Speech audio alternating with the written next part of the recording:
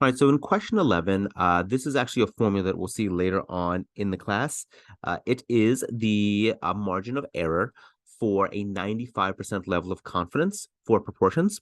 So we're using a little bit of a different formula. We're using 1 over the square root of n. So my question is, when we are using this 1 over the square root of n formula, what p hat are we assuming that we have? What is the p hat that we're using in our predicted margin of error formula? Right. So I do give a hint here in terms of like when are the two values are the same. So when is 1.96 times the square root of p hat 1 minus p hat over n equal to 1 over the square root of n. Right. So notice that there's a lot that's kind of similar here, right? So I have n's in the denominator, right? I could, if I wanted to, write this as 1 over n as well. We have that pesky 1.96 here, but let's see what we could do to maybe start to solve this equation. So for starters, let me get rid of my square roots. Let me square both sides. So if I square this left side, I would square this right side. So I'm going to get 1.96 squared times p hat 1 minus p hat all over n. And this is going to equal 1 over n. So notice now that since I have an n in the denominator on the left and the right, I can multiply both sides by n to cancel it out. Right? So these n's are kind of immaterial. We didn't care about the n's anyway. We're trying to solve for p hat. So my equation currently looks like this. 1.96 squared times p hat. I'm going to multiply this p hat in to our parentheses. P hat minus p hat squared equals 1. So now I could do a couple of things. I could divide both sides by 1.96 squared.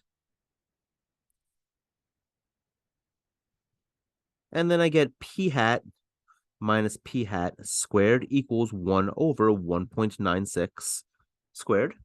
And the thing to notice is that this is actually a quadratic. It's a quadratic in p hat. Right? If I just threw some x's here, it'd be x minus x squared equals 1 over 1.96 squared. Just because I'm calling x p hat doesn't matter. So let me try to solve this like it's quadratic, aka let me make one of these sides equal to 0. I'm going to subtract p hat. I'm going to add p hat squared to both sides. So by doing that, this gives us a different quadratic. So I'm going to do it on this next page.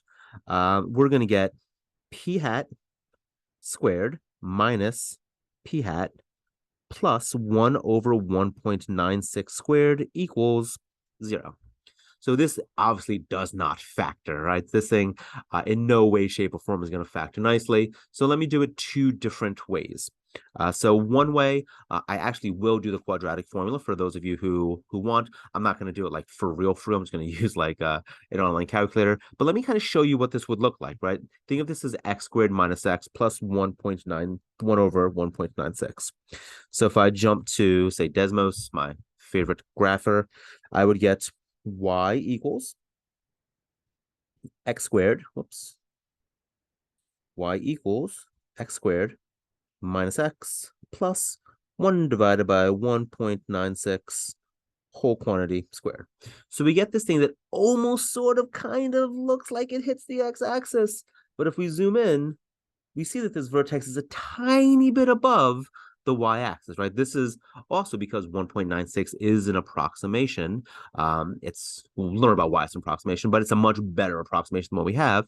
But where my hint was, look at the x value for which it's closest to the y-axis, aka the vertex.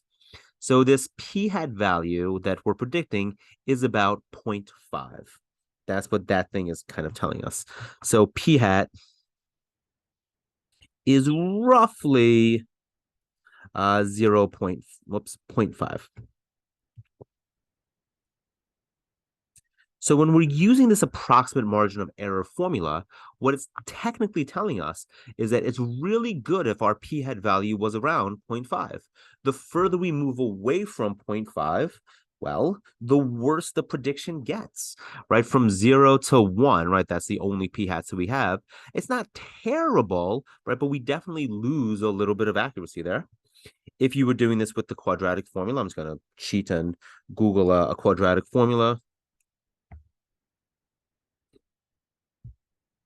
Quadratic formula, calculator. Let's go calculator soup. All right, so our first coefficient was 1. Our next coefficient was -1. Oh, I should have just done some Wolfram Alpha. What am I doing? -1. And then we had 1 divided by 1.96 squared.